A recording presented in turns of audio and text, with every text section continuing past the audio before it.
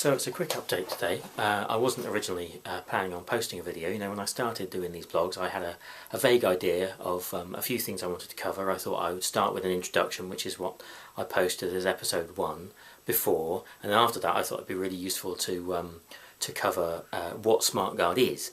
But SmartGuard's going to have to wait, because today marks 4 weeks since I started on the 640G, and thanks to a tweet from the lovely Zoe Sherwood, hello, I got introduced to a way of looking up some snazzy graphs on the 640 which give you a sort of overview of recent results. And so when I did that, I just discovered, well, it was crazy really. I haven't really ever had a period without hypoglycaemia like this. I'll show you what I mean. Into the menu there,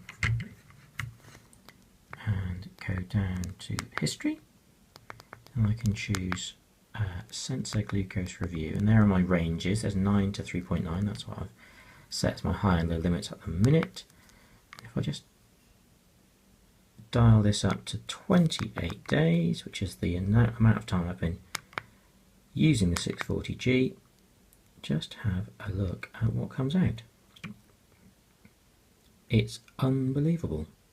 Look at that, in 28 days I've had 3 minutes below 3.9.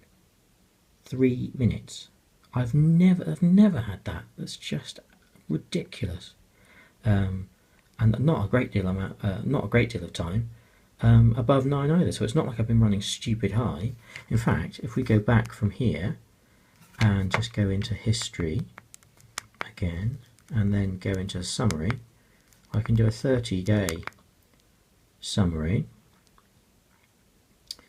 Just wait while it chooses those, and they're only 28 days of data, because obviously I've only been on it for 28 days. And we'll come down here, and we get to my average fingerstick glucose, 7.3, which is pretty much bang on. Sensor glucose average, 7. SD of 1.5. If you don't know what SD, or standard deviation, is, there's a horribly complicated formula which I have no idea how it works, but what I know about it is that it shows how tightly grouped or spread apart a range of results are. So in terms of looking at my blood glucose levels, I really like to get an SD figure, because it shows me whether or not a decent average is the result of huge swings of at high to low, or whether most of my results are fairly tightly grouped around the middle. And the lower the SD, the better. Typically people think of a reasonable SD of being about a third of the average. So if your average blood glucose was 6, then 2 or less would be really good. And look, nothing above the high limit, and it's unbelievable. I've never had results like this.